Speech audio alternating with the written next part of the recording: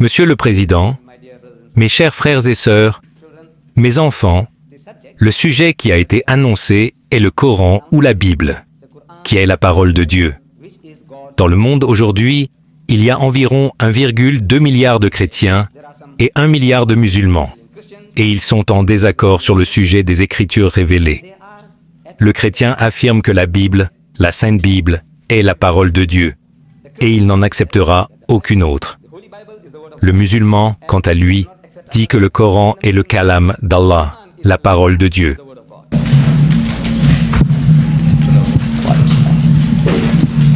Pour commencer ce sujet, je voudrais d'abord expliquer à mes frères ce qu'est la Bible.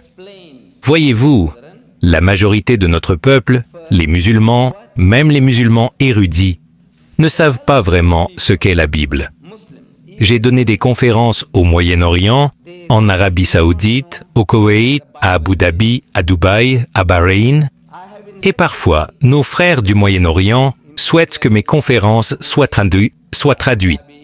Alors, j'entends le traducteur traduire le sujet dont je parle, par exemple, ce que la Bible dit à propos de Muhammad, sallallahu alayhi wa sallam. Le traducteur dit alors ce que la Taurate... Vous savez, je peux comprendre. Je ne parle pas arabe, mais quand l'homme traduit, je comprends.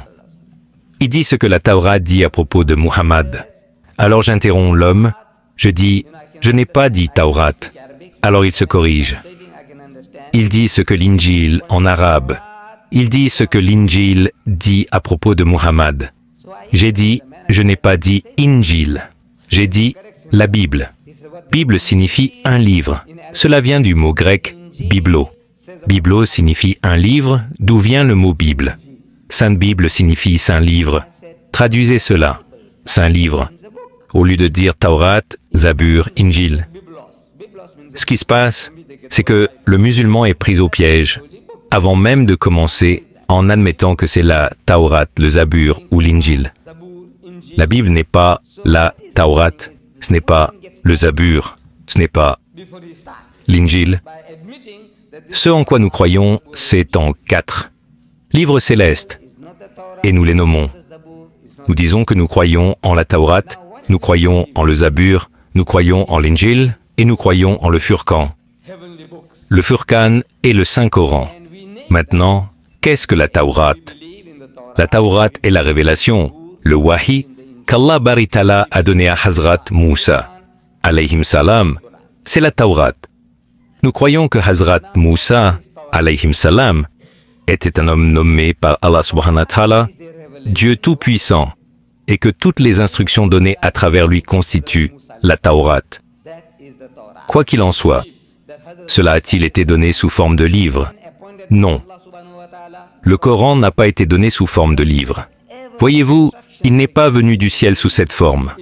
Allah l'a donné par la parole. Wahi. La Taurat et le Zabour. Le Zabour est la révélation, le Wahi, qu'Allah, alayhim salam, a donné à Hazrat Daoud, alayhim salam. Nous croyons que ce qui a été donné venait d'Allah. L'Injil, l'Injil est la révélation, le Wahi, qu'Allah, alayhim salam, a donné à Hazrat Isa, alayhim salam, Jésus-Christ. Donc, tout ce qu'il a prêché venait d'Allah. Nous reconnaissons que c'était la vérité. Mais où sont maintenant la Taurat, le Zabur et l'Injil? Où sont-ils? Alors, les chrétiens et les juifs font certaines affirmations. Qu'est-ce que la Torah? Ils vous diront que dans ce livre, la Bible, qui contient un certain nombre de livres, c'est comme une bibliothèque. Nous sommes dans un bâtiment de bibliothèque. Cette Bible est une bibliothèque de 66 livres à l'intérieur. Voici une autre Bible avec une bibliothèque de 73 livres. C'est aussi la Sainte Bible. Vous voyez donc qu'il n'y a pas une seule Bible en tant que livre unique. Il y a des Bibles et des Bibles, comme vous le voyez. J'en ai apporté seulement 3 types différents ici. 4 en fait. Et elles sont toutes différentes. Elles sont toutes différentes. Il n'y a pas une seule Bible. Ainsi, les 5 premiers livres de cette bibliothèque appelée la Bible sont nommés Genèse, Exode, Lévitique, Nombres et Deutéronome. Et ces 5 livres sont censés être les livres de Hazrat Moussa, alayhim salam. Ils sont censés être la Taourat. Mais les érudits chrétiens, nous disent, comme dans celui-ci ici, il y a certaines notes, des éditions. Vous savez, pour expliquer la situation concernant la valeur de ce livre. Et là-dedans, ils vous disent que, regardez, ces 5 livres, d'où viennent-ils? Qui en est l'auteur? Alors ils vous diront ici que la Genèse, le premier livre de la Bible, la Genèse, est le premier livre de Moïse. Mais les termes, les mots « premier livre de Moïse » sont écrits entre guillemets. L'Exode, le deuxième livre de Moïse, les mots « deuxième livre de Moïse » écrits entre guillemets.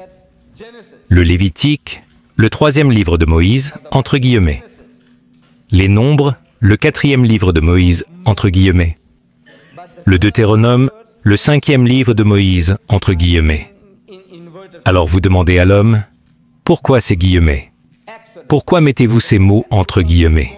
Si vous ne savez pas, vous demandez à la personne et elle dit, non, ce n'est pas ce que nous disons. Nous vous disons seulement ce que les gens disent. Les gens disent que ce sont les livres de Moïse.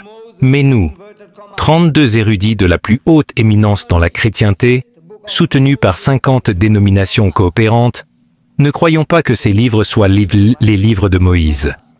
Alors pourquoi devriez-vous dire que ce sont les livres de Moïse? Pourquoi devriez-vous dire que c'est la Torah quand eux-mêmes ne sont pas prêts à l'accepter? Qui? Les hommes érudits du christianisme. Pas les laïcs, pas les gens ordinaires. Et mon ami Jimmy Swaggart, il dit dans l'un de ses livres, j'ai acheté environ 30 de ces livres différents pour savoir. Vous devez connaître votre adversaire. Quand vous allez au combat, vous n'y allez pas les yeux fermés. Le musulman a l'habitude d'y aller les yeux fermés. Il dit, Allah est avec nous, et Allahu Akbar, et il y va et se fait tuer. Vous devez savoir ce que l'ennemi a avant d'aller au combat. Nous ne faisons pas nos devoirs et nous sommes assez blessés. Chaque fois, nous sommes blessés. En 1948, les Juifs nous ont écrasés. En 1956, ils nous ont écrasés. En 1967, ils nous ont écrasés. Nous avons fait un petit effort. Si ce n'avait pas été pour l'intervention directe de l'Amérique, nous aurions peut-être justifié nos droits. Mais cependant, cela ne s'est pas produit. Mais chaque fois que nous allons au combat, nous y allons les yeux fermés. Allah est là, Allah est grand, mais il vous dit de vous préparer, soyez prêts. Il a dit, préparez-vous contre eux avec toute votre force, y compris les armes de guerre, les armes les plus sophistiquées de l'époque. Il vous le dit, mais vous dites, non, non, nous sommes si nombreux, nous sommes 100 millions, vous savez, si vous faites telle ou telle chose, nous pouvons jeter tous les Juifs à la mer. Vous savez, cela ne fonctionne pas comme ça. Cela a été prouvé encore et encore. Cela ne fonctionne pas comme ça.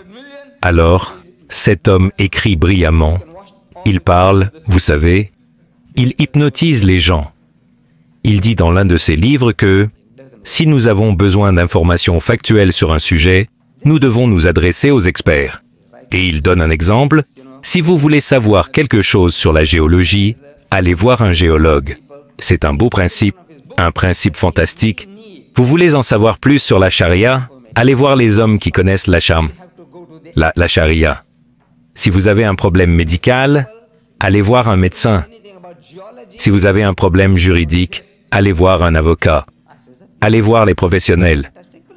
Donc, si vous acceptez cela, et sans hésitation, allez voir les experts.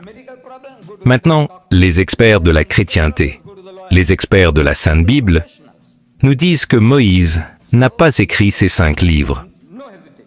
Mais ils ne vous le disent pas en ces termes, car alors, ils ne pourraient même pas vendre le livre. Alors, ils mettent ces choses gentiment, silencieusement, entre guillemets. C'est à vous de voir si vous avez des connaissances sur les guillemets. alors vous comprenez la blague, sinon vous passez à côté. Les preuves internes des livres prouvent également que Hazrat Moussa, alayhim salam, ne les a pas écrits. Je pourrais entrer dans des discussions sans fin. Je pourrais attirer votre attention sur de nombreuses choses, mais je vais juste vous donner 2 exemples différents. Une chose est que dans ces 5 livres, pas moins de 700 fois, vous lisez l'expression « et le Seigneur dit à Moïse » et Moïse dit au Seigneur, et le Seigneur dit à Moïse, et Moïse dit au Seigneur. Quand vous commencez juste à voir ces phrases de manière superficielle, vous pouvez comprendre que le Seigneur ne l'a pas écrit, ni Moïse. Voyez-vous, c'est une tierce personne. Quelqu'un d'autre vous dit ce qu'il a entendu, peut-être par ouï-dire. Que vous voyez, ces mots ont été donnés par Dieu à Moïse, et Moïse a de nouveau parlé comme ceci et comme cela. Si Hazrat Moussa, alayhim salam, Moïse, avait écrit ces mots, s'il les avait notés, il aurait dit « Et le Seigneur m'a dit, et j'ai dit au Seigneur, et j'ai parlé au Seigneur, et le Seigneur m'a dit. » C'est à la première personne. Ici, c'est quelqu'un qui écrit à la 3e personne. Cela signifie, vous savez, qu'il parle par ouï-dire. Donc Allah ne l'a pas dicté, ni Moussa, c'est évident. Alors pouvez-vous blâmer les érudits bibliques pour nous dire que Moïse ne l'a pas écrit, en les mettant entre guillemets? Non, vous ne pouvez pas les blâmer. Ensuite, dans le dernier chapitre du dernier livre, censé être le livre de Moïse, dans le livre du Deutéronome, chapitre 34, nous lisons l'obituaire de Hazrat Moussa, alayhima salam. Vous savez, un obituaire, quand un homme meurt, vous mettez quelques belles épitaphes sur sa pierre tombale. Vous savez, ici repose Monsieur Ahmad Deeda, l'un des grands étudiants de l'étude comparative des religions, et ainsi de suite, vous pourriez le mettre après ma mort. Obituaire. Alors, Hazrat Moussa, alayhim salam, est censé avoir écrit son propre obituaire. Écoutez, il dit, « Et Moïse mourut dans le pays de Moab. Il mourut, il est vivant, mais il mourut dans le pays de Moab, en face de Beth-Fogor. Et personne ne sait où est son sépulcre jusqu'à ce jour. Personne ne sait où se trouve sa tombe jusqu'à aujourd'hui. Cet homme marche-t-il dans la chair et le sang? Vous dit-il que sa tombe est quelque part et que personne ne sait où elle se trouve aujourd'hui, après aujourd'hui? A-t-il écrit cela? Qu'il est mort alors qu'il était vivant? Ne connaît-il pas sa langue? Que c'est au passé? Il est encore vivant et il dit « Je suis mort ». Oh, il aurait pu faire une prophétie. Comme, si je devais faire une prophétie, je dirais « Vous savez, je vais parcourir tout le pays.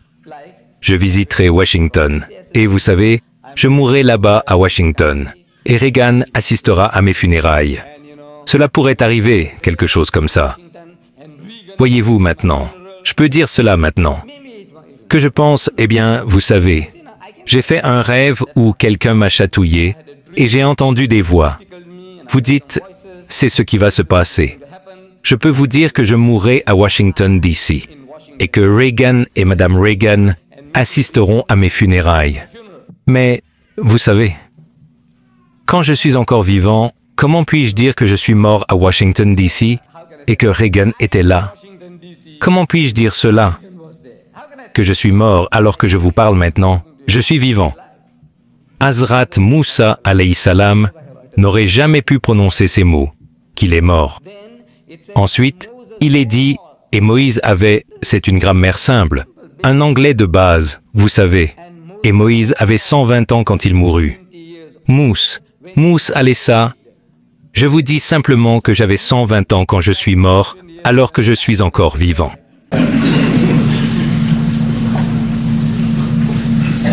Et ses forces naturelles n'avaient pas diminué. Physiquement, il était toujours en forme. Je pense que je suis en forme physiquement. J'ai 69 ans. Il avait 2 fois mon âge. Mais il était en forme. Les mots laissent entendre que s'il avait eu une femme de 16 ans, il aurait pu lui rendre justice. Vous savez, ses forces naturelles ses forces physiques, ses forces sexuelles n'avaient pas diminué. Il était toujours fort. Est-ce que Moussa alayhi salam a dit cela? Pensez-vous qu'il parlerait comme ça, en disant aux gens, « Vous savez, je vais toujours bien ». Non, non, ce ne sont pas ces mots.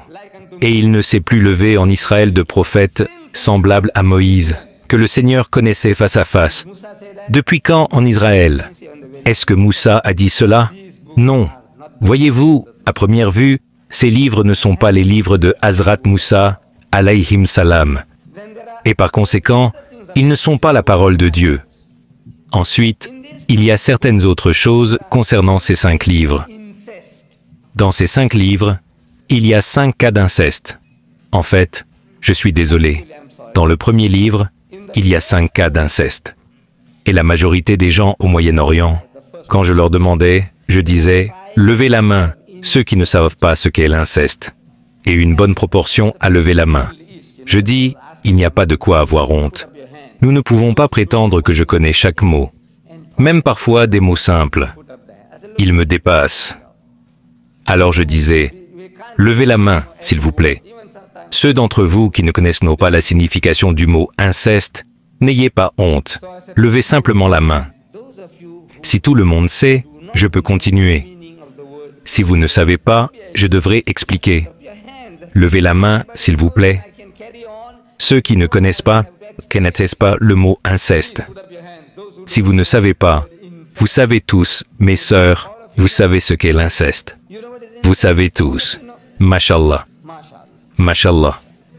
C'est une découverte stupéfiante. Non, c'est une découverte stupéfiante. Très bien. Eh bien, bien sûr, vous êtes américain. Vous voyez, je parlais des Arabes. D'accord. Pour le bénéfice de ceux, vous savez, j'aurais pu être comme Mullah Nasrullah. Vous savez, c'était un personnage parmi nous. Et ce personnage avait la réputation d'être une personne très, très savante. Un alim. Il portait ses beaux grands turbans. Et avait ses jubas, vous savez. Pas comme moi, vous voyez. Il portait les jubas et partout où il allait, les gens se rassemblaient autour de lui et pensaient qu'il était un homme très érudit. Alors, il arrive dans une ville et tout le monde dit, c'était Yawmul Juma, vendredi. Alors tout le monde dit, Moula Saïb, vous savez, regardez, les leaders dans la Saad, je veux dire, nous voulons que vous nous guidiez. Nous voulons que vous prononciez le khutba et que vous dirigiez la Salah. Il est très timide, il ne peut pas faire le poids. Mais il le force, avec une si belle grande barbe, une belle barbe, un beau turban et de beaux vêtements. Alors il le force. Le pauvre homme monte sur l'estrade et il dit, « Savez-vous de quoi je vais parler ?» Alors ils ont dit oui. Oh, je dis alors que je n'ai pas besoin de perdre mon temps. Alors il s'est, vous savez, récusé. Il s'est libéré. Le vendredi suivant, il est toujours dans la ville, alors ils l'attrapent à nouveau. Ils disent, « Vous devez ». Alors ils montent à nouveau sur l'estrade, c'est l'heure de la Djouma, pour le prêche, et il pose la même question.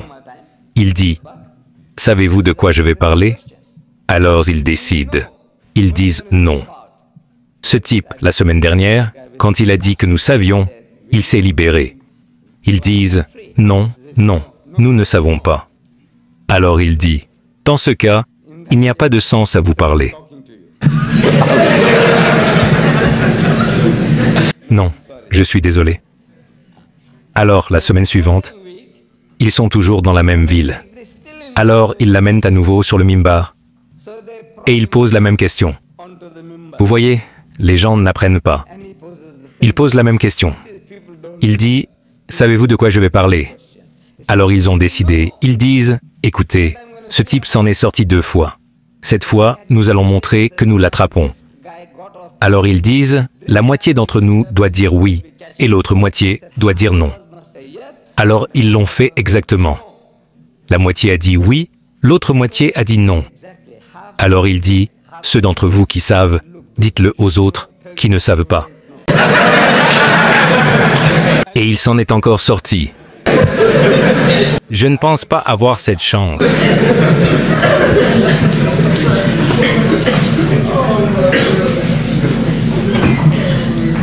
Donc, l'inceste, c'est un petit mot, mais l'inceste, vous voyez, quand vous vous promenez, vous savez, vous vous amusez, et vous allez vous immiscer dans la vie de la femme ou de la fille de quelqu'un d'autre, en dehors du mariage. Nous appelons cela zina.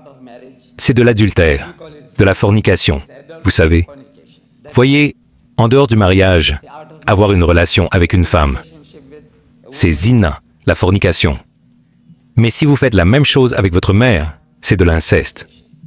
Si vous le faites avec votre fille, c'est de l'inceste. Si vous le faites avec votre sœur, c'est de l'inceste. Si vous le faites avec votre belle-fille, c'est de l'inceste. Et il y a 5 cas d'inceste dans ce livre de Dieu, entre guillemets. Livre de Dieu, je dis entre guillemets. Je ne dis pas que c'est un livre de Dieu, mais il y a 5 cas d'inceste dans le premier livre de la Bible. Comme si c'était un manuscrit sur l'inceste, pour vous dire maintenant, quel type d'inceste pouvez-vous commettre? Vous savez, vous pourriez ne pas avoir l'imagination. Donc, vous voyez, vous pouvez le faire avec vos filles, vous pouvez le faire avec votre sœur, vous pouvez le faire avec votre mère, vous pouvez le faire avec votre belle-fille. 5 cas différents d'inceste. Dans un livre de Dieu, Dieu a pris la peine de dicter à Hazrat Moussa, paix soit sur lui, et d'écrire sur Ruth. Un frère en prophétie, Lut alayhi salam. Après la destruction de Sodome et Gomorrhe, on nous dit dans ce premier livre qu'il va vivre dans un endroit, dans une grotte, à Tsoar, avec ses 2 filles. Et nuit après nuit, les filles font boire le père et le séduisent pour recueillir sa semence. Elles recueillent la semence du père. C'était une pensée noble qu'elles avaient. Vous savez, notre père est vieux, et il n'y a pas d'autre homme sur terre qui puisse venir à nous comme le font les hommes. Alors elles disent, viens, faisons boire du vin à notre père et couchons avec lui afin que nous puissions préserver la semence de notre père. Une pensée ignoble. Quelle pensée? Et elles l'ont fait avec leur père. Et l'aîné a donné naissance à un enfant appelé Moab, et la seconde a donné naissance à un enfant appelé Ammon. D'où viennent les Ammonites et les Moabites. Et ceux-ci ont été bénis par Dieu. Dieu les a bénis lorsque les Juifs ont été invités à aller tuer les Palestiniens, les Philistins. Dieu leur dit selon ce livre saint, « Allez et tuez-les tous, hommes, femmes et enfants. Même les nourrissons ne doivent pas être épargnés. » Vous savez, les petits-enfants qui têtent le sein de leur mère, même eux ne doivent pas être épargnés. Exterminez-les, et même les ânes étaient des esclaves. J'ai dit, quel péché les ânes ont-ils commis? Quel mal auraient-ils pu vous faire? Une autre fois, le même Dieu de miséricorde, selon la Bible, dit aux Juifs, répétant la même formule, « Allez et tuez-les tous, hommes, femmes et enfants. Seulement les vierges, vous devez les garder pour vous, qu'aucun homme n'a connu. » Ils ont capturé pour eux-mêmes, parmi les femmes palestiniennes, 32 000 vierges qu'aucun homme n'avait connues. Et sur ce nombre, 32 étaient pour le Seigneur Dieu, sa part. Pouvez-vous imaginer? Dieu ayant une part dans vos vierges. Je demande, que fait-il avec des vierges? Non. Au nom du Seigneur, le prêtre en jouira. Kabi. Et vous dites que c'est le livre de Dieu. Dieu parle comme ça. Ensuite, vous devez aller les vérifier. Laquelle est vierge, laquelle ne l'est pas, tuez-la. Les petits-enfants, bien sûr, tuez-les. Hommes ou femmes, tuez-les. Mais s'ils sont assez grands et que vous pensez qu'ils peuvent être utiles, vérifiez. Vérifiez. Comment vérifiez-vous? Astaghfirullah. Livre de Dieu? Je dis non. Ce n'est pas le livre de Dieu ni le livre de Moïse. Pourquoi irait-il rabaisser son frère prophète à ce niveau de commettre l'inceste avec ses propres filles? Ensuite, ils vous disent que Ibrahim alayhim salam a commis l'inceste avec sa sœur. Ils disent que Sarah était sa sœur. Ensuite, ils vous disent que Rouben, l'un des fils de Yacoub alayhim salam, est allé cohabiter avec sa mère sur le toit. Et on a dit à Israël, les gens lui ont dit, regarde, ton fils prenait du plaisir avec sa mère sur le toit. Et il n'a même pas dit « ouf ». Il n'a même pas dit « ah ». Il n'a même pas dit « pouf ». Rien, pas un mot de lui. Imaginez, comme s'il était très heureux d'entendre la nouvelle.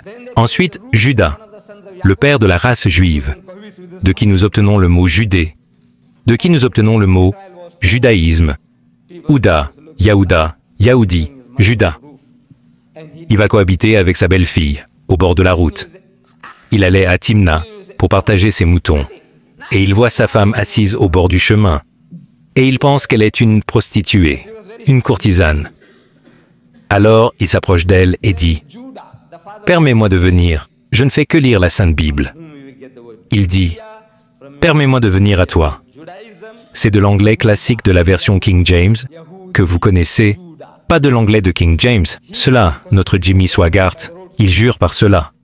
C'est la meilleure Bible qui existe, et je cite de là, sa Bible, la version King James. Il dit « Permets-moi de venir à toi. » Alors elle dit « Qu'est-ce que cela me donnera ?» Il dit « Je te donnerai un chevreau du troupeau, un petit de chèvre. » Alors, quelle garantie que je le donnerai? Parce que après que tu aies pris ton plaisir et que tu sois parti, peut-être que je ne te reverrai plus jamais. Il dit « Quelle garantie veux-tu » Elle dit « Ton sceau, c'est-à-dire ton anneau, et ton bracelet. » Peut-être qu'il portait assez choses à cette époque. Et ton bâton, vous savez, le bâton de Moïse, Asa. Alors l'homme lui a tout donné et il a couché avec sa belle-fille et l'a rendue enceinte et elle a donné naissance à des jumeaux. Et ces jumeaux, Pharez et Zara, sont les arrière-grands-pères de Jésus-Christ dans la Sainte Bible. Premier chapitre de Matthieu, premier livre du Nouveau Testament, chapitre 1, verset 1, cela commence. Voici la généalogie de Jésus-Christ, fils d'Abraham, fils de David. Et Abraham engendra Isaac, et Isaac engendra Jacob. Et Jacob engendra Judas et ses frères. Et Judas engendra Pharez et Zara de Tamar. Qui sont-ils? Regardez Genèse chapitre 38. Cela vous dit qu'il est un beau-père, cohabitant avec sa belle-fille, et produisant des enfants illégitimes, des enfants de l'inceste, et ils sont les arrière-grands-pères du Dieu chrétien Jésus-Christ. Un homme qui n'avait pas de généalogie. Il lui donne une généalogie, 2 généalogies. 2, il lui donne 66 pères et grands-pères. Un homme qui n'avait pas de père, il lui donne 66 pères et grands-pères. Et Dieu n'en fait pas partie. Pouvez-vous imaginer? Il est le Fils de Dieu, mais il n'est pas là dans l'une ou l'autre des généalogies. Mon fils est ici à l'arrière. Imaginez que je vous dicte sa généalogie et que je lui donne, vous savez, de mémoire, 66 pères et grands-pères. Mais je n'en fais pas partie. Je ne fais pas partie de ces 66. Que vous dis-je? Que vous dis-je? Qu'il est un bâtard 66 fois. Non? Qu'est-ce que cela signifie? Je vous donne 66 pères et grands-pères pour mon fils, mais je n'en fais pas partie. Que vous dis-je? Un homme qui n'avait pas de père, il lui en donne 66. Et parmi ces 66, il y a 6 bâtards et des bigoteurs de bâtards, selon leurs propres archives. Dans le livre de Dieu, est-ce le livre de Dieu? Je dis, vous savez, je pourrais continuer sans fin. Le Nouveau Testament, cela commence. Chaque livre, nouveau livre commence. Matthieu, il dit, l'Évangile selon saint Matthieu, l'Évangile selon saint Marc, l'Évangile selon saint Luc, l'Évangile selon saint Jean. Je demande, qu'est-ce que selon? Selon. Selon. Pourquoi selon? Selon. Selon. Selon. J'écris aussi de petits livres, vous savez, mais vous trouverez mon nom là, par Ahmad Didat. Ce n'est pas selon Ahmad Didat. Si vous l'avez écrit en pensant que j'avais dit ou que je voulais dire telle ou telle chose, alors vous pouvez dire selon M. Didat. Vous savez, c'est sa théorie ou c'est ce qu'il a dit. Cela pourrait ne pas être vrai. Vous pourriez avoir mal compris. Mais si j'écris un livre, je mets mon nom. Matthieu n'a pas écrit son nom. Marc n'a pas écrit son nom. Luc n'a pas écrit son nom. Jean n'a pas écrit son nom. Ce sont des livres anonymes. Et vous pensez, peut-être que cela ne peut venir que de Monsieur Didat. alors vous mettez le nom de Didat. Cela ne peut venir que du frère Farrakhan, alors vous mettez son nom. Cela ne peut venir que du frère Waris Muhammad, alors vous mettez son nom. Vous n'avez pas le droit de faire cela. Personne n'a le droit de faire cela. Vous faites une injustice à l'homme si vous n'avez pas dit cela. Vous pourriez ne pas citer exactement. Selon Matthieu, selon Marc, selon Luc, selon Saint Jean. Et les preuves internes montrent aussi qu'ils n'ont pas écrit le livre. C'est ce que vous voyez de l'extérieur, sur le titre. Les chrétiens ont mis le titre. Donc, dans les preuves internes, vous lisez Matthieu 9,9. Je dis Matthieu 9,9, mais Matthieu ne l'a pas écrit. Pourquoi dis-je cela? Matthieu 9,9, quand Matthieu ne l'a pas écrit. Vous voyez J.B. Phillips, un prébendier de la cathédrale de Chichester en Angleterre, un serviteur payé de l'église anglicane, a traduit les évangiles en anglais moderne. Parce que l'anglais que je vous cite est un peu archaïque, un peu vieillot, parce que je lis la version King James. Beaucoup de gens l'aiment, ils aiment ce langage de la version King James, donc je l'utilise. J'y suis aussi habitué. Mais J.B. Phillips, dans sa préface à l'évangile de Saint Matthieu, il dit « La tradition ancienne attribuait cet évangile à l'apôtre Matthieu. La tradition ancienne, c'est ce que les gens disent, que c'est le livre de Matthieu. La tradition ancienne attribuait cet évangile à l'apôtre Matthieu. Mais les érudits de nos jours, presque tous, rejettent cette vue. Les érudits hindous, les érudits musulmans, les érudits juifs, non. Les érudits chrétiens de la plus haute éminence, soutenus par 50 dénominations coopérantes, ils disent, c'est ce qu'ils disent. Les érudits de nos jours rejettent presque tous l'idée que Matthieu a écrit Matthieu, l'auteur que nous pouvons encore commodément appeler Matthieu. Ce que je fais, au lieu de vous dire le premier livre du Nouveau Testament, chapitre 1, verset 1, pourquoi je perds votre temps, mon temps? Non, je dis Matthieu 9, 9, Matthieu 5, 17. Commodément, j'utilise le mot Matthieu. Voyez, l'auteur, que nous pouvons encore commodément appeler Matthieu, a clairement puisé dans le mystérieux Q. Ce Q, la lettre Q, est aussi entre guillemets. Mais ils essaient de dire que Q signifie le mot allemand Quella. Quella signifie source. Par conséquent, les érudits savent de quoi ils parlent, et ils disent Q, qui pourrait avoir été une collection de traditions orales, a utilisé librement l'évangile de Marc. Qui, Matthieu, a utilisé librement l'évangile de Marc. Dans le langage du professeur d'école, il a copié en gros sur Marc. Et Marc était un garçon de 10 ans quand Jésus a marché sur cette terre. Matthieu est supposé être un disciple de Jésus, un témoin oculaire et un témoin auditif. Et il va copier un garçon de 10 ans qui n'était pas là. Et vous dites que c'est le livre de Matthieu. Pauvre Matthieu. Quel genre d'esprit avait-il? Quel genre d'yeux ou d'oreilles avait-il? Qu'il aille copier quelqu'un d'autre alors qu'il était un témoin oculaire, et vous êtes un... Maintenant, nous savons que Matthieu n'a pas écrit Matthieu. C'est ça. Vous n'avez pas besoin d'être très intelligent. Vous n'avez pas besoin d'être un DD ou un DDAC pour savoir ces choses. Et vous pouvez voir clairement. Vous pouvez affronter des gens comme Traggart et ses semblables à tout moment, n'importe quel jour. Allah nous a donné cette destinée. Mais nous ne faisons pas nos devoirs. Voyez-vous, nous écoutons, nous apprécions, et nous disons « D'accord », puis nous rentrons chez nous et nous dormons. Vous devez faire un peu de travail personnel. En d'autres termes, maintenant que vous voyez cela, c'est bien, mais vérifiez, faites des recherches. Et vous verrez le verset. Matthieu 9.9. Je vous l'ai dit, ouvrez-le, Matthieu 9.9. Que dit-il? Il dit, alors qu'il, en référence à Jésus, était en chemin. Voyez, c'est de l'anglais de la version King James. Alors qu'il était en chemin, Jésus, vit un collecteur d'impôts nommé Matthieu. Et Jésus, s'approcha de lui, Matthieu, et lui dit, Matthieu, suis-moi. Jésus, et il, Matthieu, le suivit. Jésus. Je demande, est-ce que Matthieu a écrit cela? Ou est-ce que Jésus a écrit cela? Qui l'a écrit? Ne voyez-vous pas? Ce ne sont pas les mots de Matthieu, ce ne sont pas les mots de Dieu, et ce ne sont pas les mots de Jésus.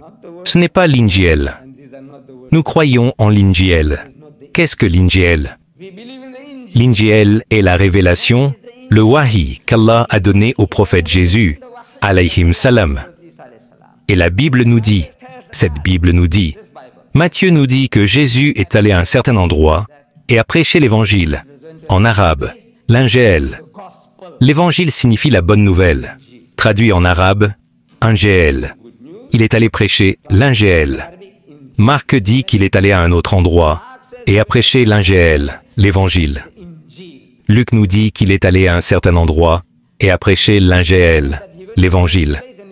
Et Jean nous dit que Jésus est allé à un autre endroit et a prêché l'évangile, l'Injil. Je demande, portait-il un livre sous son bras?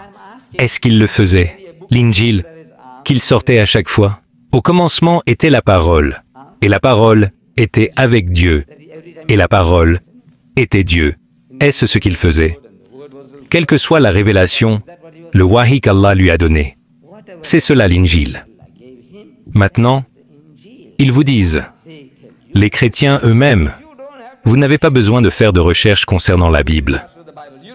Vous n'avez pas besoin de faire de nouvelles découvertes. Ce qu'ils vous ont donné, apprenez-le et utilisez-le. Ils vous disent même maintenant qu'ils traduisent la Bible, le Nouveau Testament en arabe. Ils ont, pour les Arabes, 11 différentes Bibles en arabe. J'en ai des échantillons. 11 différentes. Je pensais qu'il n'y avait qu'une seule langue arabe. Mais on me dit maintenant qu'il existe 11 dialectes différents. Et chaque groupe dialectal dit « Nous l'avons pour vous. Vous êtes palestinien? Nous l'avons pour vous. Vous êtes marocain? Nous l'avons pour vous. Tunisien? Nous l'avons pour vous. Soudanais du Sud? Nous l'avons pour vous. Syrien? Nous l'avons pour vous. 11 Bibles différentes pour les Arabes seulement. En arabe, mais dans différents dialectes.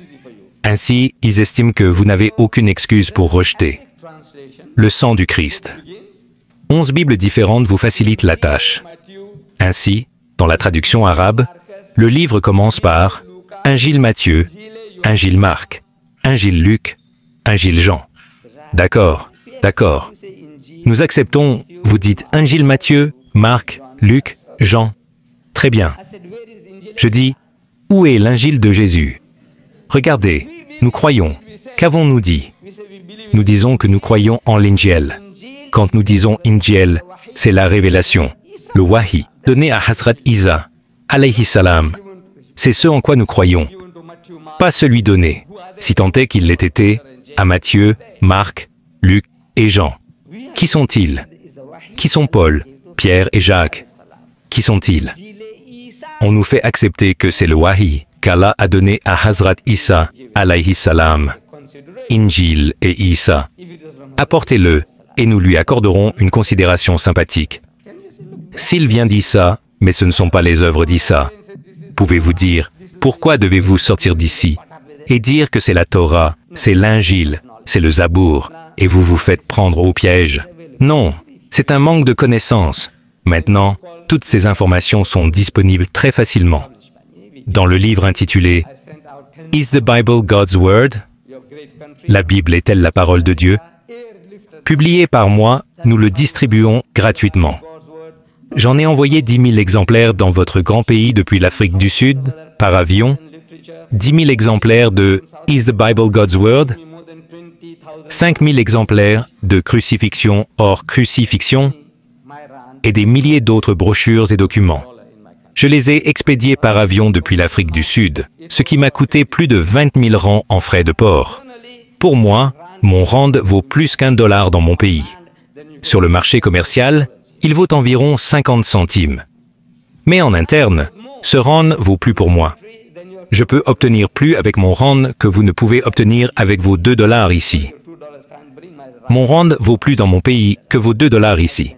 Si vous achetez du thé et des gâteaux ici, vos 2 dollars ne suffisent pas mais mon rang me les procure de l'autre côté. J'ai dépensé plus de 20 000 rands en frais de port. Maintenant, votre gouvernement a tout saisi.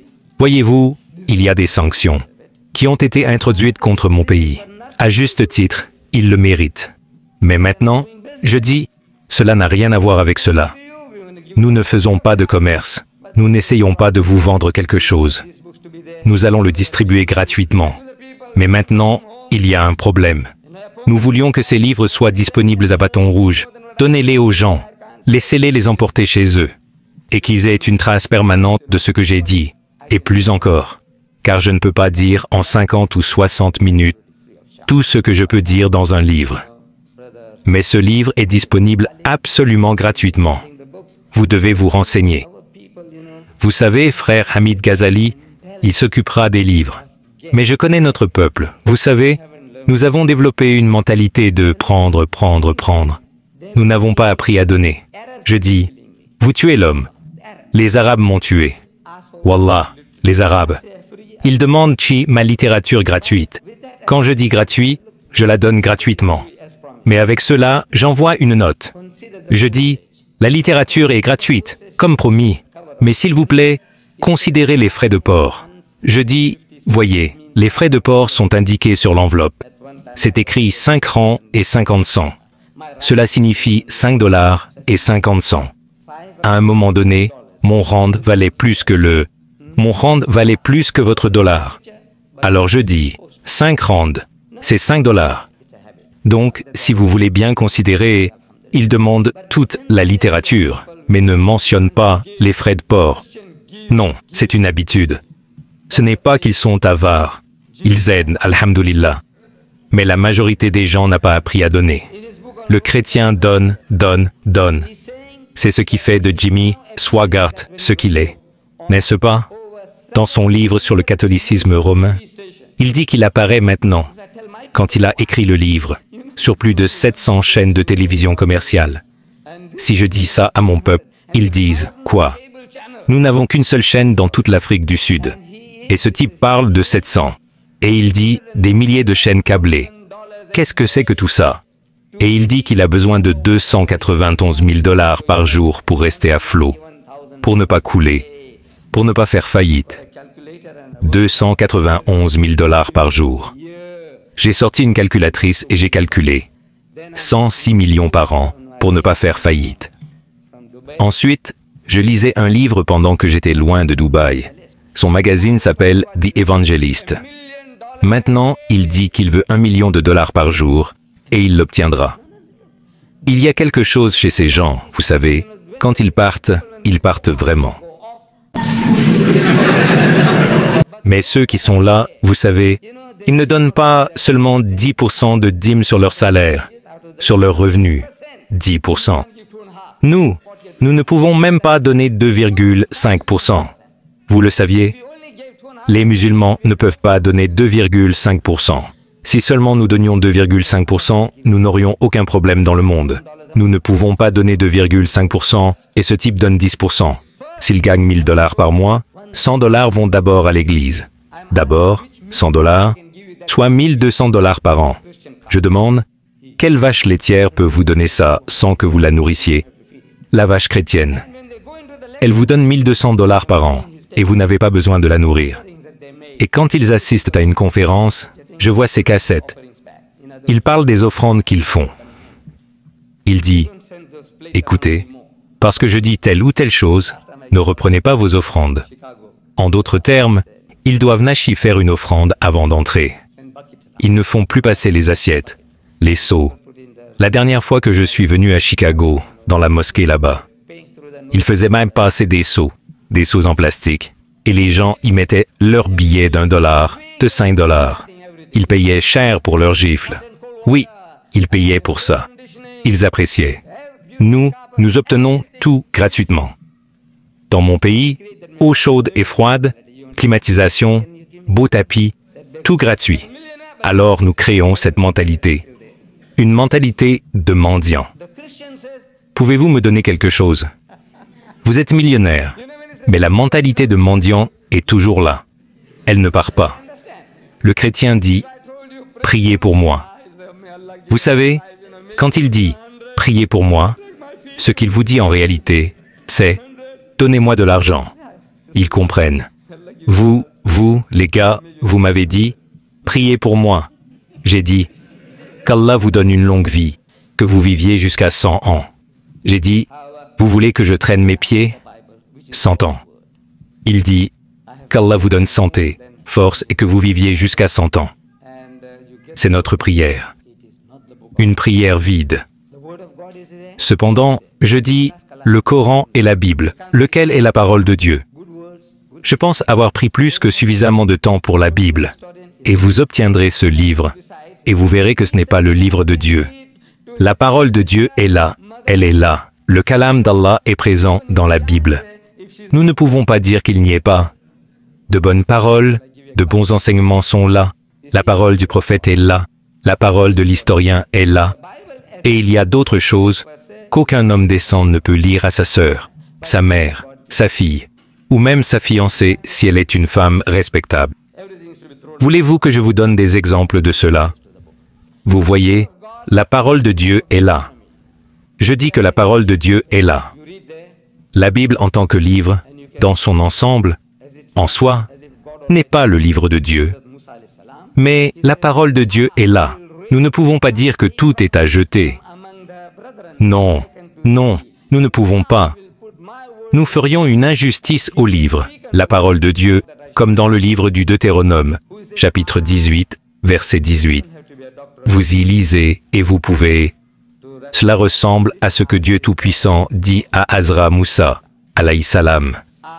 Je leur susciterai un prophète comme toi parmi leurs frères, et je mettrai mes paroles dans sa bouche, et il leur dira tout ce que je lui commanderai.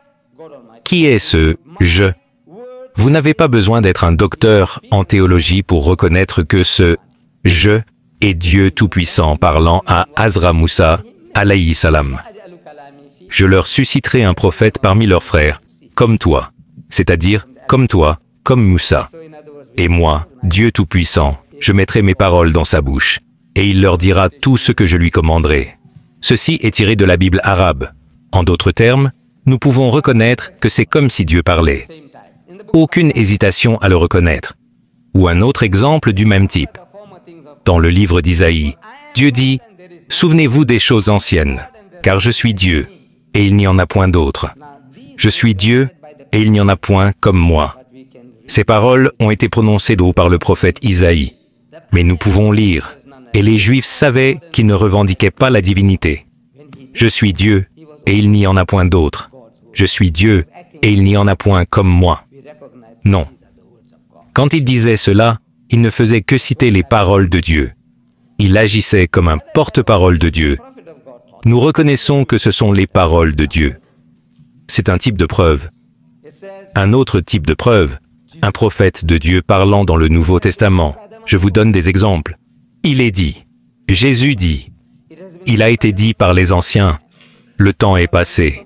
Il a été dit par les anciens, tu ne commettras pas d'adultère. Mais moi, je vous dis, quiconque regarde une femme pour la convoiter, a déjà commis l'adultère avec elle dans son cœur. Qui parle? Un prophète de Dieu. Je et Jésus. Il dit encore, à un autre endroit, il a été dit par les anciens, quiconque répudie sa femme, qu'il lui donne un acte de divorce. Mais moi, je vous dis, qui est ce « je » ? Jésus. Il cite encore, à un autre endroit, il a été dit par les anciens, œil pour œil, dent pour dent. Mais moi, je vous dis, ne résistez pas aux méchants. Si quelqu'un te frappe sur la joue droite, présente-lui aussi l'autre. Qui est ce « je » ? Jésus. Les paroles d'un prophète de Dieu. Nous avons vu les paroles de Dieu. Maintenant, nous voyons les paroles d'un prophète de Dieu. Un troisième type de preuve, tiré de l'évangile de saint Marc. Il est dit, alors qu'il, Jésus, était en chemin, il, Jésus, vit un figuier avec des feuilles. Il, Jésus, s'en approcha avec joie, espérant y trouver des fruits.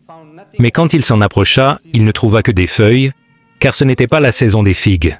Qui parle? Pas Dieu, pas Jésus, mais un témoin oculaire ou un témoin auditif, ou quelqu'un qui rapporte ce qu'il a entendu. Vous voyez? Troisième type de preuve. La parole de Dieu. la parole du prophète, la parole de l'historien, un témoin oculaire ou auditif, ou quelqu'un qui écrit d'après des ouï-dire. Quatrième type. Le quatrième type, je n'ose pas le citer. Mon gouvernement l'a interdit dans le pays, en Afrique du Sud. Mon propre gouvernement a interdit cela dans le pays, en Afrique du Sud.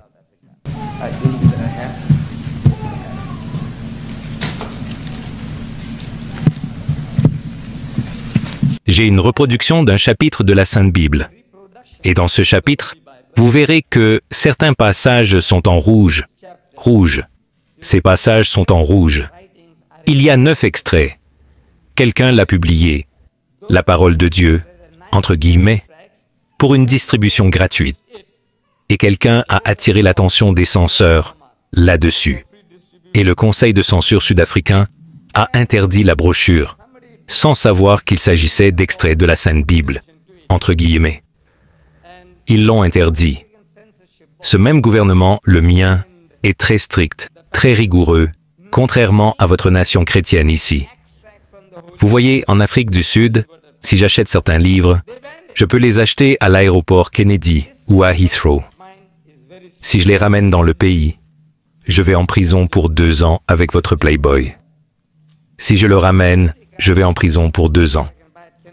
C'est à quel point mon gouvernement blanc chrétien est ferme en matière de religiosité. Alors, voyant cela, et dans le conseil, il y avait 2 prêtres, et même eux n'ont pas pu reconnaître que c'était la parole de Dieu. Ils l'ont interdit. J'ai dit, sur cette base, sur la base que, pour un seul mot, il y avait un mot indésirable dans un livre appelé Lady Chatterley's Lover, un roman. Un mot de 4 lettres, un seul mot. Pour cela, ils ont interdit le livre pendant 20 ans dans mon pays. 20 ans, ce livre a été interdit. Maintenant, ils l'ont autorisé. Ils sont devenus un peu plus ouverts d'esprit. Vous voyez, jour après jour, la pornographie. Vous continuez à voir du porno soft, puis du porno hard, et ensuite cela devient, je ne sais pas quels autres degrés. Vous voyez, cela ne fait qu'escalader. De même, pour un seul mot, ils ont interdit un livre pendant 20 ans. Maintenant, ils sont plus ouverts d'esprit et disent, ce livre fait maintenant partie de la culture. Vous pouvez le lire. Vous voyez, maintenant vous êtes adultes, matures. Vous pouvez le lire. Mais ces 9 extraits de la Sainte Bible, interdits. Alors j'ai dit, si vous pouvez interdire un livre pour un mot, 9 extraits, pourquoi ne pas interdire un autre livre? 9 extraits. Mais comment peuvent-ils? Ils prêtent serment sur ce livre. Vous voyez, quand vous allez au tribunal, ils prêtent serment sur ce livre. Ils obligent même les non-musulmans à prêter serment sur ce livre, à mettre la main dessus et à dire « Je dis la vérité, toute la vérité, que Dieu me vienne en aide ». Alors tout le monde doit mettre sa main sur ce livre. Comment pouvez-vous plier ce livre? Il est si sale, si impur que je dirais seulement « Mes chers frères et sœurs, si vous avez le courage, mais je pense que vous avez le courage. Dès que vous allumez votre télévision, quelque part, à un moment donné, vous verrez des choses que vous dites que vous devrez rapidement changer. Ce n'est pas convenable, c'est indésirable. Vous devrez vous censurer vous-même. Votre télévision, 24 heures sur 24. Essayez juste de trouver une chaîne et vous tomberez sur quelque chose d'autre. Mettez-la. Alors vous êtes habitué. Vous êtes habitué. Lisez-le. Lisez-le. Le livre d'Ézéchiel, chapitre 23, les horreurs de ces 2 sœurs. Ce qu'elles ont fait et comment. Et ses amants. Vous savez, ses amants. Le genre d'amant qu'elle avait. Lisez-le par vous-même. Aucun homme décent ne peut le lire à sa mère, sa sœur, sa fille, ou même à sa fiancée, si elle est une femme respectable. Le livre de Dieu, Dieu prononçant des paroles dont vous avez honte. Pouvez-vous imaginer?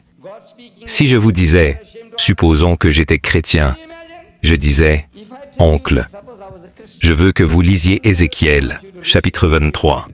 Vous savez, pour l'édification de ces gens ici, je veux que vous le lisiez. Et j'ai dit, Non, non, non, non, non. Je ne peux pas le lire ici. Alors, qu'est-ce qui ne va pas, oncle? J'ai dit, non, c'est trop horrible. Mais c'est la parole de Dieu. Si Dieu n'a pas eu honte de prononcer ces mots, ces expressions et ces descriptions, pourquoi devrais-je avoir honte? Suis-je plus saint que Dieu? Pouvez-vous être plus saint que Dieu? Si Dieu n'a pas eu honte, pourquoi devriez-vous avoir honte? Non, vous avez honte parce que vous savez dans votre cœur que ce n'est pas la parole de Dieu. Alhamdulillah. En islam, nous avons aussi ces 4 types de littérature. Mais notre littérature est répartie en 4 compartiments différents. Voyez-vous, nous avons la parole de Dieu dans le Coran. Allah est le nous avons les paroles du prophète. Dans un livre séparé, les hadiths. Nous avons les paroles de nos historiens, comme l'imam Ghazali, Ibn Rushd, etc. J'ai vu nos livres séparés. Nous avons nos mille et une nuit. Oui.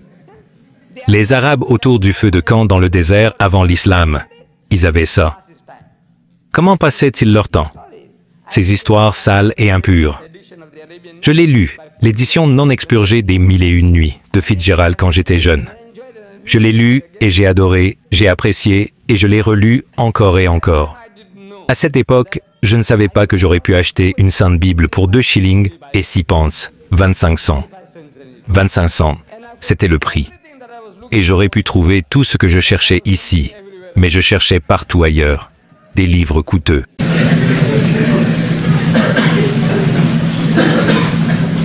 Nous avons donc le livre de Dieu, séparé, les paroles du prophète, séparées, les paroles de l'historien, séparées, et nos 1001 nuits, séparées. Et nous ne les traitons pas au même niveau. Nous ne le faisons pas. Personne ne le fait. Aucun musulman ne dira que le Coran et les hadiths sont égaux au Coran, ou que les écrits de notre historien, l'imam Ghazali, sont égaux aux hadiths. Non, personne ne dit cela. Ou que nos 1001 nuits sont égales à l'imam Ghazali. Personne ne dit cela. Ils sont tous à des niveaux différents, dans des compartiments séparés. La Bible, malheureusement, tout est dans un seul livre. Le livre de Dieu est là, le livre du prophète est là, le livre de l'historien est là, et la pornographie est là. Tout dans un seul livre. Et il ne sait pas comment les séparer, comment les distinguer. Il ne peut pas. Il ne peut pas dire « sortez ça et jetez-le ». Il ne peut pas. Il y a des millions et des millions de Bibles dans le monde. C'est le best-seller mondial. C'est le cas. Alors, voilà la Bible.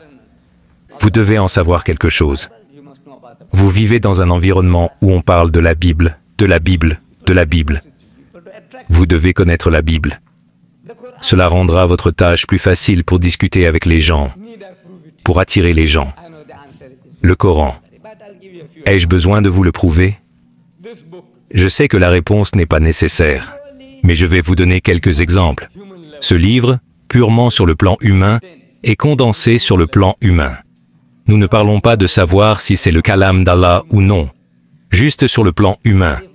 Si Muhammad, sallallahu alayhi wa sallam, s'il a écrit ce livre, acceptons-le un instant. Les ennemis accusent Muhammad d'avoir écrit ce livre, alors, d'accord, il a écrit le livre. J'ai dit, ce livre a été écrit par Muhammad. Il a dit, oui, j'ai dit, vous savez, il y a 40 auteurs différents qui ont écrit ce livre. 40.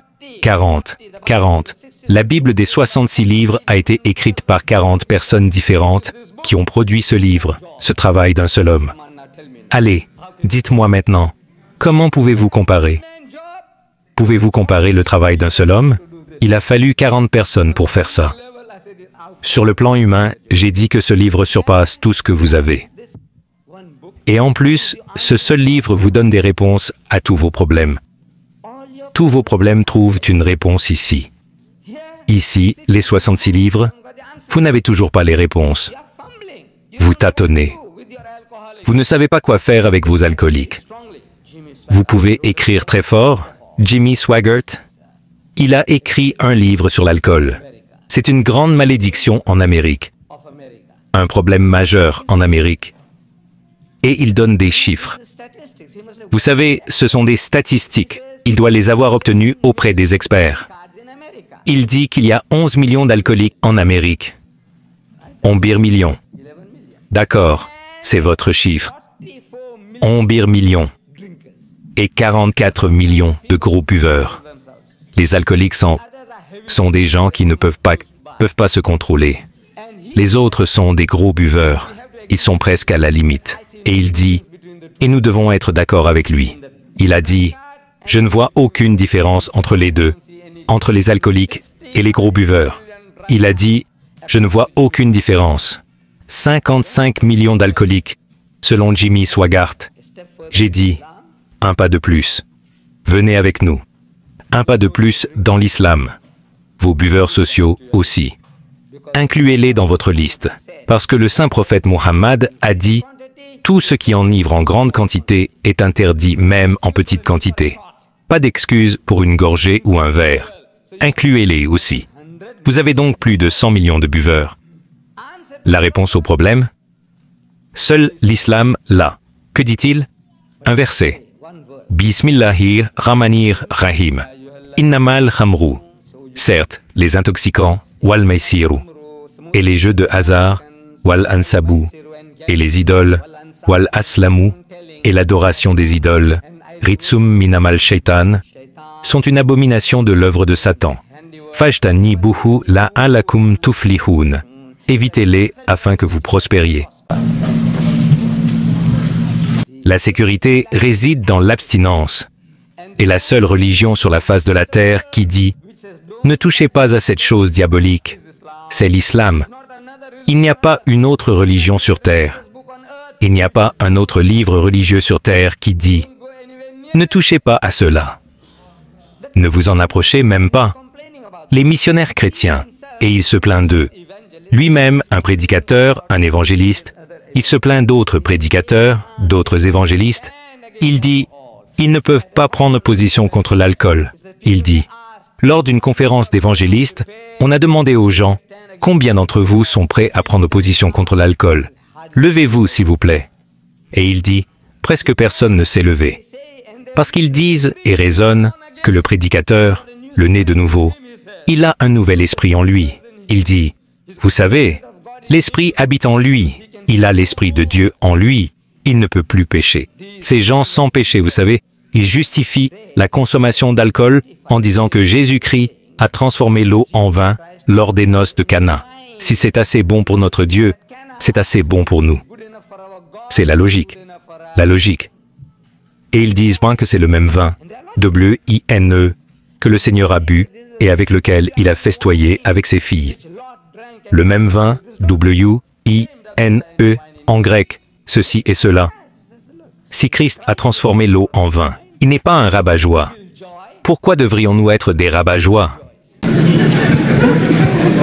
Regardez, la logique est bonne. Maintenant, la raison est que vous ne l'avez pas. Et la raison pour laquelle vous ne l'avez pas, c'est que Jésus-Christ, avant de partir, a dit « J'ai encore beaucoup de choses qu'à vous dire, mais vous ne pouvez pas les supporter maintenant. J'ai beaucoup de choses à vous dire, mais vous ne pouvez pas les supporter. Vous n'en avez pas la capacité. Vous êtes comme de petits enfants. » Et la vérité de cette déclaration est écrite en gros dans le Nouveau Testament. Encore et encore, Jésus parle de ses disciples. Il leur dit « Hommes de peu de foi, hommes de peu de foi, vous n'avez pas de foi, 100 fois. Combien de fois? Des dizaines de fois. » Et il leur explique comme s'il expliquait à de petits enfants, et ils ne comprennent pas. Alors il dit « Vous ne comprenez toujours pas. Qu'est-ce qui ne va pas chez vous ?» Et quand il est encore plus provoqué, il dit « Ô génération incrédule et perverse, combien de temps serai-je avec vous? Combien de temps devrais-je rester avec vous? » Je dis, si Jésus avait été japonais au lieu d'être juif, il aurait commis cet honorable harakiri, ce suicide. Regardez ceci. Tout ce qu'il dit, ils le comprennent de travers. Et tout ce qu'il a dit, ses disciples d'aujourd'hui le déforment sans exception. Je peux vous donner des exemples. Alors Jésus dit, « Quand le Consolateur sera venu, l'Esprit de vérité, il vous conduira dans toute la vérité.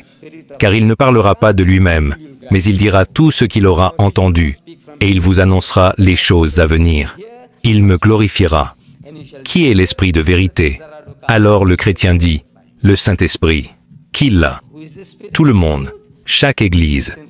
Dans mon pays, il y a 1000 églises et dénominations différentes parmi les Blancs d'Afrique du Sud et 3000 parmi les Noirs.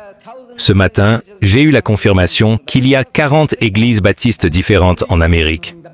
Différentes. L'une ne va pas à l'autre église baptiste. Mais moi, je n'ai pas de musique dans l'église. Vous, vous en avez. Vous, il a de la musique, mais il ne sait pas danser. Et ainsi de suite. 40 églises baptistes différentes en Amérique. Je ne sais pas combien de sectes au total. Et je découvre de nouveaux noms que je ne connaissais pas auparavant. Des cultes, de nouveaux cultes. Jésus seulement. C'est un nouveau culte. Je le sais grâce au livre de Jimmy Swaggart. Je ne savais pas qu'il y avait un Jésus seulement. Cela signifie que le Père est Jésus, le Saint-Esprit est Jésus, et Jésus est Jésus. C'est la culture, Jésus seulement. Vous avez des gens dans votre mélange. Vous avez des choses étranges, très étranges ici. L'Amérique est prête pour tout. L'Amérique est prête. Wallah, elle est prête pour tout. Vous voyez, regardez, Sun Myung Moon, le Coréen. Vous savez, il vient d'ici et dit qu'il est Jésus-Christ à sa seconde venue. Et il y a des gens prêts à l'adorer. Ils l'adorent. Ensuite, il y avait l'un de nos frères noirs, vous savez, Father Divine. Il est mort maintenant. Il prétendait être Dieu. Et les Blancs l'adoraient, les Noirs l'adoraient, tout le monde l'adorait. Il a réussi à faire cette revendication. Swami Prabhupada, qui a lancé ce mouvement, Hare Krishna, les gens l'adoraient comme Dieu. Guru Maharaji, l'homme qui ne vieillit jamais, il a seulement 16 ans. Vous savez, il l'adore comme Dieu. Maharishi Lai, il l'adore. Il y a un culte satanique, tout est permis. Je veux savoir pourquoi l'islam ne passe pas. Non, il ne passe pas parce que vous n'ouvrez pas la bouche. Vous avez des complexes d'infériorité. Au-delà de toute mesure, Wallah, la quantité de complexes d'infériorité. Mon frère musulman Safai, je ne sais pas aujourd'hui, mais en 1977, il y a 9 ans, je suis venu ici et je voyageais. Ils m'ont fait voyager de ville en ville, chaque nuit dans un nouveau lit, une nouvelle ville. Alors nous appelons d'ici à Indianapolis. Ils disent, regardez, Didad arrive et il est prêt à vous donner une conférence un certain soir et annoncer le sujet. Ce que la Bible dit à propos de Muhammad, sallallahu alayhi wa sallam. C'est un bon point de départ, vous savez, pour donner aux gens une base sur comment commencer. Ce que la Bible dit à propos de Muhammad. Quand j'arrive à Indianapolis, ils m'emmènent dans la salle de conférence. Je dis, qu'avez-vous fait? Qu'avez-vous annoncé? Ils disent, non, nous avons sorti quelques pamphlets, ce que vous appelez des autocollants, ou des dépliants, des flyers, ce que vous appelez. Nous les avons sortis. Je dis, puis-je les voir? Alors il me les donne et je lis un prophète dans la Bible. J'ai dit, un prophète dans la Bible. Qu'est-ce qu'un prophète? Et vous êtes des étudiants universitaires. Vous êtes des fous. Qu'est-ce qu'un prophète? Un signifie n'importe lequel. Vous le savez? Pas le. S'il y a le prophète, alors duquel parlez-vous? Il pourrait vous poser des questions. Mais c'est un prophète dans la Bible. J'en ai mentionné 75. Lequel vous intéresse? Je vous le demande. Allez-vous dans un grand magasin ou un supermarché et vous voulez acheter, qu'est-ce que vous venez acheter? Vous voulez acheter n'importe quoi. Qu'est-ce que vous voulez? N'importe quoi. Est-ce qu'ils vont vous servir? C'est un fou. Quelle chose allez-vous acheter? N'importe quoi. C'est difficile d'imaginer les complexes d'infériorité dont vous souffrez. Pas les musulmans. J'exclus mes frères noirs de cela. Je parle de mes gens de l'Est, les Arabes, les Pakistanais et les Bangladais. Je parle d'eux. Ici, je tire mon chapeau à mon frère africain. Après 300 ans de martèlement, ces gens, ils sont devenus l'une des communautés musulmanes les plus militantes au monde. Et c'était ma fierté. Mon peuple, pas ma race, parce que je viens du sous-continent indo-pakistanais. Nous sommes un peuple plus doux que ces frères que nous appelons les Malais. J'ai dit qu'ils sont la communauté musulmane la plus militante au monde. Jusqu'à ce que je vienne à Chicago, j'ai dû dire « Je suis désolé, je dois retirer cela maintenant ». Mais je disais auparavant que la communauté musulmane la plus militante au monde est celle des musulmans noirs d'Amérique du Sud. J'ai dit « Nous ne sommes pas gênés. Je n'ai pas honte de dire que nous serons juste derrière. » Mais le complexe d'infériorité est là. Je vais à Chicago, je vais à Washington, D.C. Et nous avons un grand débat entre le père Gabriel Dufy, chef de l'Église catholique romaine pour les relations interéglises, et Ahmad Didat, de l'autre côté de l'Atlantique. Combien de personnes sont venues? Devinez combien? Combien? 20e. Pas des milliers, 21 personnes. Et la plupart étaient des femmes et des enfants. Votre niya, selon votre niya, vous obtenez la baraka. Vos bénédictions viennent selon votre niya. Votre niya est comme une femme. Vous avez peur de dire Bible, Muhammad. Vous avez peur. Alors vous obtenez les résultats que vous obtenez. Vous êtes terrifié. Vous savez pourquoi vous êtes moins terrifié? Je l'ai découvert. Pourquoi êtes-vous terrifié? Ces musulmans d'Extrême-Orient, mes gens, pourquoi sont-ils terrifiés? Ils sont expatriés. Ils sont venus ici pour étudier. Et maintenant, après leurs études, ils disent « L'opportunité est grande ici. Vous savez, nous pouvons gagner de l'argent ici. La vie est plus confortable que de retourner en Inde, au Pakistan, au Bangladesh ou dans les pays arabes. » Il dit « Maintenant, je devrais vivre ici. » Alors, il fait une demande de domicile. Il vous donne ce qu'ils appellent une période probatoire de 5 ans. Et maintenant, il dit « Si je dis une chose que les gens la CIA ou le FBI n'aimeront pas, ils ne m'accepteront pas. » C'est votre mentalité. Vous avez vendu votre foi pour un plat de lentilles. Ça. Maintenant, cela continue. Vous avez vos papiers. Vous savez qu'ils ne peuvent plus vous expulser maintenant. Mais vous êtes toujours terrifié. Cette psychologie reste avec vous. Complexe d'infériorité. Je dis, débarrassez-vous-en. Et la seule chose qui peut vous faire cela, c'est prenez le Coran. Lisez le Coran avec compréhension. Et Wallah, si vous le lisez avec compréhension, vous ne pouvez pas rester assis à ne rien faire.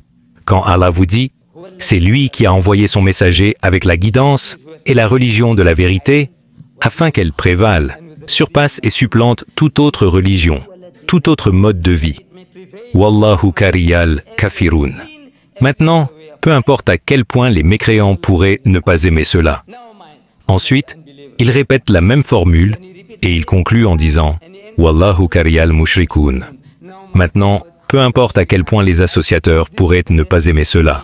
C'est le destin de sa religion. Ensuite, il répète la même formule à un autre endroit, 3 fois dans le Coran. C'est lui qui a envoyé son messager avec la guidance et la religion de la vérité, afin qu'elle prévale, surpasse et supplante toute autre religion, que ce soit l'hindouisme, le bouddhisme, le christianisme, le communisme, le judaïsme, tous les ismes. L'islam est destiné à les dominer tous, à les écraser tous. Allah dit, et même si Allah est témoin de ce fait, qu'il va faire prévaloir sa religion avec vous ou sans vous. Il peut le faire, mais il veut vous donner, à vous et à moi, ce privilège. Nous, les bons à rien que nous sommes, les déchets que nous sommes. Il veut que vous et moi méritions la récompense d'un prophète. Il veut que nous fassions le travail d'un prophète et que nous méritions la récompense d'un prophète. Vous ne pouvez plus devenir prophète. Abu an-Nabi Karim sallallahu alayhi wa sallam était le dernier et ultime messager de Dieu. Quiconque après cela vous dit qu'il entend des voix a besoin d'un psychiatre.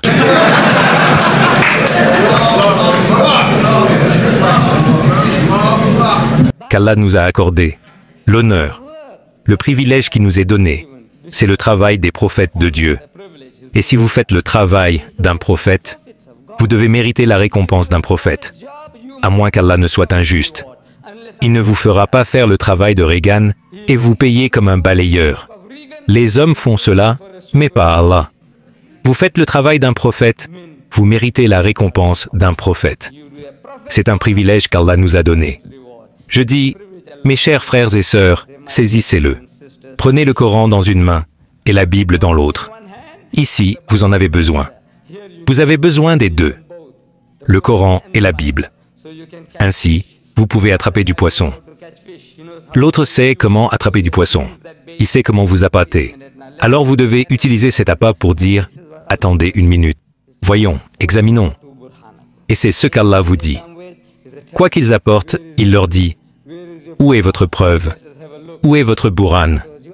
Voyons cela. » En d'autres termes, vous analysez et vous présentez votre cas.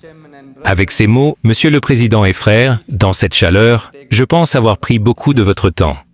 Et bien sûr, pendant le temps des questions, je serai toujours à votre disposition. Toutes les questions sur le sujet ou hors sujet, peu importe, mais ne me posez pas de questions sur des questions de charia. Allez voir vos érudits. Je suis un expert en religion comparée. Et dans ce domaine, vous me rendez heureux. Quand vous me posez des questions, parce que maintenant vous avez la réponse, je brille. Des questions et je dois m'excuser. Ce type ne sait rien, alors ne m'embarrassez pas devant ma sœur.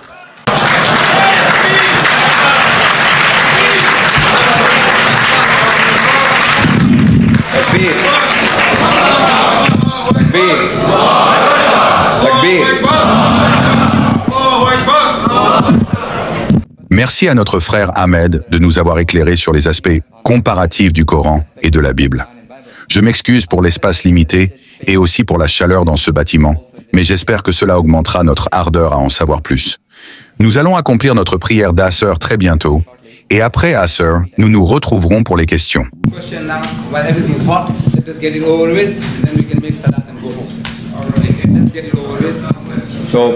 Nous allons donc prendre les questions.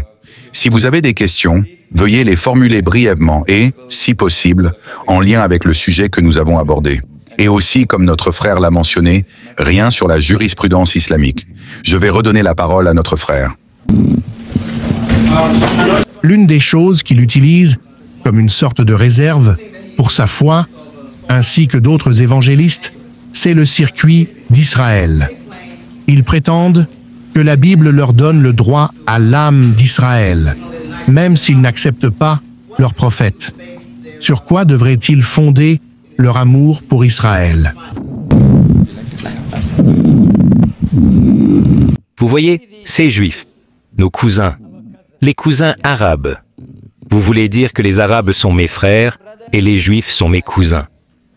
Vous voyez, Allah leur a donné un peu plus de matière grise. Pas en taille, mais en qualité. Regardez, dans le Coran, quand Allah annonce la bonne nouvelle de la naissance d'Ismaël, alayhim salam, Allah dit à Ibrahim, alayhim salam, « Je te donne un fils humble, soumis et obéissant. » Quand il annonce à nouveau la naissance d'Isaac, le progéniteur de la race juive, il dit, « Je te donne un fils, une bonne nouvelle d'un fils qui est un goulam et un alim, un garçon savant, intelligent. » Allah, subhanahu wa ta'ala, ne choisit pas les mots au hasard, vous savez. Il ne cherche pas à rimer, alim, alim. Il ne fait pas les choses comme ça. Quand il dit alim, il y a quelque chose dans l'arabe. Cette qualité est là. Il y a quelque chose d'autre qu'il lui a donné. Allah donne à chacun quelque chose d'unique. Chacun est unique, et chaque nation a certaines qualités uniques. Chaque nation. Allah donne à chacun quelque chose. Il te donne quelque chose, il me donne autre chose. Alors maintenant, ce type, avec son intelligence, a programmé, a lavé le cerveau de tout le monde chrétien pour qu'il croie et accepte que Dieu Tout-Puissant a promis la Palestine aux Juifs. Et leur titre de propriété est la Bible. Dans la Bible, dans le livre de la Genèse, il est dit que Dieu Tout-Puissant a parlé à Abraham et lui a dit « Je te donnerai à toi et à ta postérité après toi le pays où tu es étranger, tout le pays de Canaan, en possession perpétuelle, et je serai ton Dieu. » C'est le titre de propriété des Juifs sur la Palestine. Maintenant, le monde chrétien sait que les torts qu'ils infligent aux Palestiniens, ils le savent, ils le ressentent, ils ont aussi une conscience, Mais ils disent, regardez, c'est ce que Dieu veut. Comment puis-je aller contre la volonté de Dieu? Si Dieu vous a donné un titre de propriété sur un certain endroit, je n'aime pas ça, mais je dois le respecter. Si Dieu veut que je fasse cela, je dois le soutenir, que cela me plaise ou non. C'est ainsi que fonctionne la mentalité chrétienne. Nous devons reprogrammer les chrétiens, et nous n'avons même pas encore commencé. C'est le problème avec les musulmans. D'accord, j'ai dit à mon frère palestinien, s'il y en a ici, j'ai dit, regardez mes frères, je ne vais pas vous apprendre à combattre les Juifs, vous savez mieux que moi, mais nous devons ouvrir un deuxième front. Vous voyez, pendant la Seconde Guerre mondiale, la Russie criait « deuxième front, deuxième front ». Tout le poids de la puissance allemande reposait sur la Russie. Alors, c'est le deuxième front, soulagez un peu le fardeau. Vous savez, réduisez un peu la pression sur nous. J'ai dit, notre deuxième front n'est pas avec des armes. Continuez ce que vous faites. Je ne vais pas vous dire quoi faire ni comment. Mais le deuxième front, c'est intellectuel, une bataille intellectuelle. Voici son titre de propriété. Allah a dit, « Kul hatu burhanakum » Apportez votre preuve, il l'a apportée. Voici mon titre de propriété. Maintenant, vous devez être en mesure de l'examiner. Ce que vous n'êtes pas capable de faire, vous ne savez pas. Jésus est faux. Pas vrai. Mais il l'a toujours sous le bras. Comment pouvez-vous le lui enlever? Alors vous devez maintenant trouver des moyens de le reprogrammer. À moins que vous ne fassiez cela, vous continuerez à payer le prix. Et tout le monde chrétien les soutiendra parce qu'ils ont été lavés du cerveau. La réponse, chers frères, est que nous devons apprendre à faire le travail. Bien sûr, ce n'est pas l'occasion pour moi de donner une conférence sur ce thème, car cela prendrait encore 1h30. Et ce ne serait pas juste pour moi ou pour les gens qui sont venus ici. Alors, prochaine question. There was one here and then I'll come to you. Yes, brother. Et aussi, c'était une question de pratique. Je regarde John et sa photo. Il était juste là. Je ne me souviens pas de son nom. La fin du débat était presque la même chose. Cela n'a pas changé. C'était quand ils lui ont demandé, un musulman lui a demandé à Londres si Jésus était vraiment le Fils de Dieu, et il n'a pas pu répondre. Et la deuxième chose, Je pense que la question que vous avez en tête est « Quel est l'avantage de tout cet exercice ?» Because the guy still remains the same. He might not change.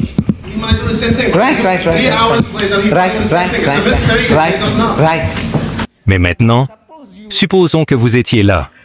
Vous avez vu la cassette. Cela vous a-t-il fait quelque chose? Rien pour vous. Non, non. Je vous le demande en tant que musulman. Si vous avez vu ce débat, si vous avez entendu ce qui a été dit, dans l'ensemble maintenant, est-ce que quelque chose vous est arrivé? Votre esprit a-t-il été boosté? Votre morale? Nous avons bien fait. Oui, oui. Donc, c'est la réponse. Numéro 1, j'ai dit, regardez, nous l'avons eu. C'est, mais parmi eux aussi, il y a de bonnes personnes. Vous ne pouvez pas dire qu'ils sont tous sourds, muets et aveugles. Allah vous dit, parmi eux, il y a, mais la majorité d'entre eux sont des transgresseurs pervertis. Voilà. La réponse vous est donnée dans le Coran. Cela booste votre morale, le moral des musulmans. Je dis, non, nous l'avons eu.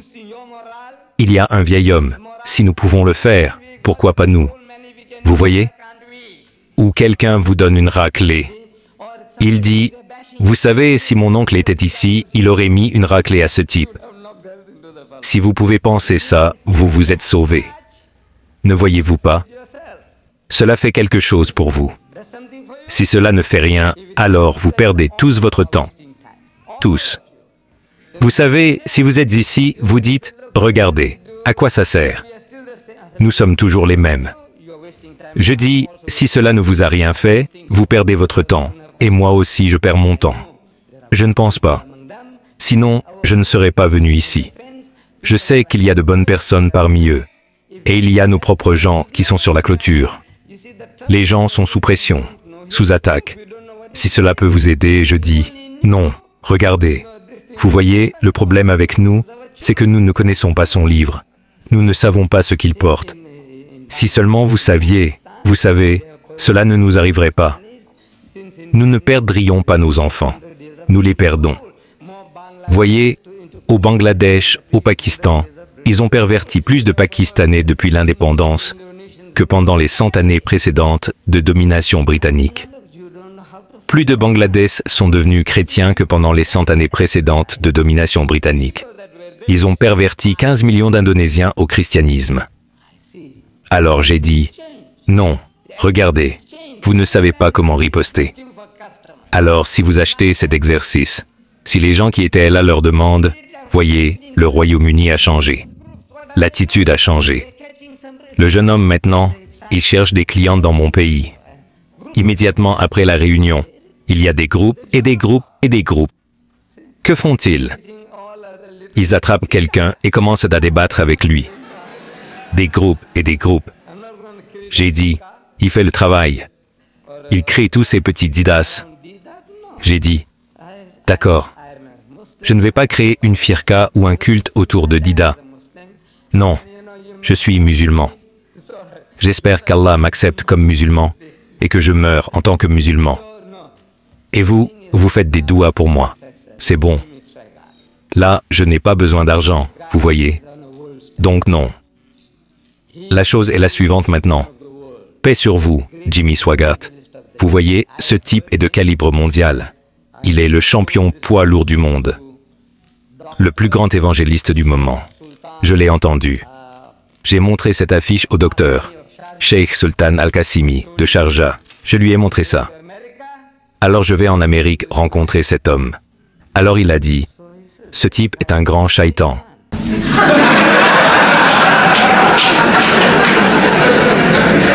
Alors je lui demande, comment le sais-tu? Vous, les gens du Moyen-Orient, vous êtes loin de l'action, loin de tout ce qui se passe. Que savez-vous de ce grand shaitan? Il a dit, non, j'étais en Amérique et je tripotais la télé, et ce type est apparu. Et il a dit, croyez-moi, Mr. Didad, vous ne pouvez pas l'éteindre. Même s'il insulte votre mère, vous devez l'écouter. Vous avez envie de briser l'écran, mais vous ne pouvez pas l'éteindre. Alors, alhamdoulilah, quelques petits-enfants, nos petits-enfants, vous savez, de l'université, nos petits-enfants, ils péchaient, vous savez, pour l'impliquer. Et ils ont réussi, vous voyez. C'est la voix d'Allah. La voix d'Allah. D'accord. Qu'est-ce qui en ressort? J'ai dit, regardez, vous êtes l'auditeur, vous êtes celui qui écoute. Parmi son public aussi, il y aura des gens. Tous ne peuvent pas être des zombies. Vous savez, pourquoi tout le monde ne serait pas un zombie? Vous pouvez tromper certaines personnes parfois, mais vous ne pouvez pas tromper tout le monde tout le temps. Alors si une demi-douzaine, un quart de douzaine, si leur iman est renforcé, si un quart de douzaine peut revenir sur le droit chemin en écoutant ce débat et tout le reste, vous pouvez booster votre morale, je dis que le travail est fait. C'est le but de l'exercice.